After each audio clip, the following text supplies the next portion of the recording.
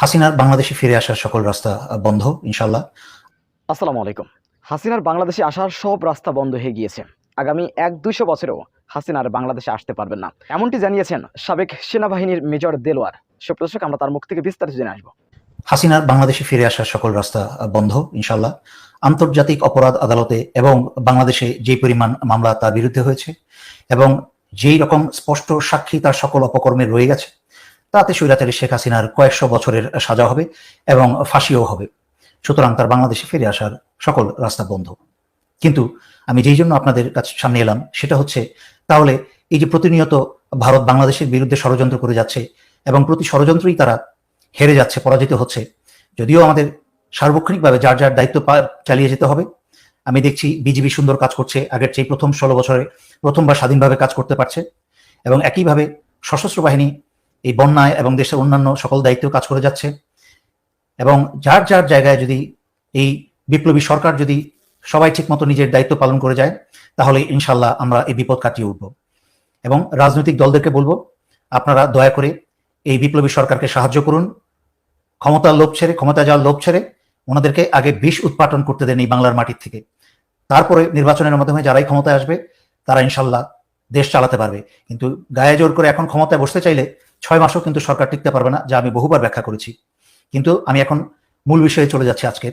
সেটা হচ্ছে ভারতের দীর্ঘমেয়াদী পরিকল্পনা। যদি হাসিনা না আসতে পারে তাহলে ভারতের বিকল্প কি? ভারত ওই বিষাক্ত নাগিনী হাসিনার বিষাক্ত নাগিনী কন্যা সাইমা ওয়াজেদ পুতুলকে রয়ের অধীনে রেখে প্রশিক্ষণ দিচ্ছে। আগামীতে আরেক ফ্র্যাঙ্কেনস্টাইন, আরেক ফেরাওয়ান তৈরি করে বাংলাদেশের 75-এ যেরকম 75-এর প্রতিশোধ নিয়েছে স্বৈরাচারী শেখ হাসিনা এসে, একইভাবে 2024-এর বিপ্লবের প্রতিশোধ নিতে এই সাইমা ওয়াজেদ পুতুলকে তৈরি করা হচ্ছে এবং বাংলাদেশ ধ্বংসের বাকি যতটুকু বাকি আছে সেটা যেন সাইমা ওয়াজেদ পুতুলকে দিয়ে সম্পন্ন করতে পারে, সেই জন্য তারা সম্পূর্ণ শক্তি তারা ব্যয় করছে, মনোযোগ ব্যয় করছে সাইমা ওয়াজেদ পুতুলের উপরে।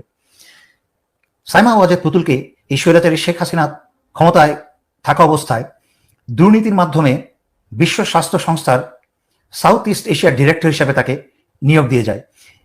অথচ সাইমা ওয়াজেদ পুতুলের কোনো যোগ্যতাই নাই। যেসব প্রার্থী ছিল সেই তুলনায় সে একেবারে অযোগ্য। মাত্র 3 বছরের ক্লিনিক্যাল ইনস্ট্রাক্টরের অভিজ্ঞতা, যা কোনো হিসাবেই পড়ে না। আর তার বিপরীতে যারা ক্যান্ডিডেট ছিল তারা বহু বছর অভিজ্ঞ এবং অনেক উচ্চশিক্ষিত। অথচ স্বৈরাচারী শেখ হাসিনা তারা এবং ভারত মিলে বাংলাদেশের জনগণের পয়সায় ঘুষ দিয়ে এখানে পদায়ন করেছেন এবং এই বিশ্ব স্বাস্থ্য সংস্থার সাউথ ইস্ট এশিয়ান অফিসটা হচ্ছে নয়াদিল্লিতে। তার মানে বুঝতেই পারেন একেবারে ভারতের কোলে নিয়ে এখন এই পুতুলকে প্রশিক্ষণ দেওয়া হচ্ছে রয়ের অধীনে।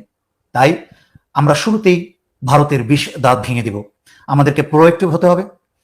আমাদেরকে অতি দ্রুত প্রধান উপদেষ্টা, বিপ্লবী সরকারের প্রধান উপদেষ্টাকে আমি বাংলাদেশের জনগণের পক্ষ থেকে অনুরোধ করব যে অতি দ্রুত বিশ্ব স্বাস্থ্য সংস্থার কাছে চিঠি পাঠিয়ে এই সাইমা ওয়াজেদ পুতুলের এই প্রার্থিতা প্রত্যাহার করা হোক, নাম্বার 1। নাম্বার 2, বিশ্ব স্বাস্থ্য সংস্থাকে অনুরোধ করা হোক যেন কিভাবে সাইমা ওয়াজেদ পুতুলের কোনো যোগ্যতা না থাকার পরে এবং তার বিপরীতে এতগুলা যোগ্য প্রার্থী থাকার পরে কি করে সাইমা ওয়াজেদ পুতুল এখানে পরিচালক হিসেবে স্থান পেল, তার তদন্ত যেন দ্রুত শুরু করা হয়। তাহলেই আন্তর্জাতিকভাবে স্বৈরাচারী শেখ হাসিনা এবং সাইমা ওয়াজেদ পুতুলের দুর্নীতি প্রমাণিত হয়ে যাবে আরো একটা। এবং বাংলাদেশে সাইমা ওয়াজেদ পুতুলের যে বিশ্ব ব্যাংকের দুর্নীতিতে জড়িত এবং পদ্মা সেতুর দুর্নীতির সাথে জড়িত সেই মামলা আবার চালু করা হোক এবং এই বিপ্লবী সরকারের অধীনে তদন্ত বোর্ড তৈরি করে সেই তদন্ত শুরু হোক। আর নয়তো বাংলাদেশের জন্য কঠিন সময় অপেক্ষা করছে ভবিষ্যতে। সেই সুযোগ আর দেওয়া যাবে না। আমরা পরবর্তী প্রজন্মকে আর ভুগতে দেব না। তাই আমাদেরকে এখনই প্রোঅ্যাক্টিভ হতে হবে। আগাম পদক্ষেপ নিয়ে শয়তানদের 10 কদম আগে চলতে হবে। তাই বিপ্লবী ছাত্রদেরকে বলছি, তোমরা বিপ্লবী সরকারকে প্রতিনিয়ত চাপ দিয়ে অত্যন্ত দ্রুত এই ব্যবস্থাগুলা নিতে সাহায্য করো। এই বলে আমি আজকের জন্য শেষ করছি। ধন্যবাদ। আসসালামু আলাইকুম।